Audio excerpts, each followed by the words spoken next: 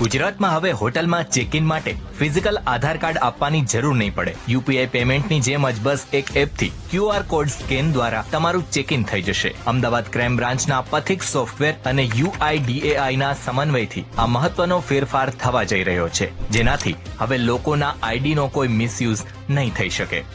Crime બ્રાન્ચનો role શું છે કે જેમ કે યુપીઆઈ લોન્ચ થયું તો યુપીઆઈ આપણે કઈ રીતે વર્ક થાય છે કે કોઈ શોપ ઉપર એક QR કોડ મૂકેલો છે, યુઝર ત્યાં ખરીદી કરવા જાય છે તો ત્યાં શું કરે છે, QR કોડને સ્કેન કરે છે અને એના ફાઇનાન્સ જે પણ ટ્રાન્ઝેક્શન છે કમ્પ્લીટ થાય છે.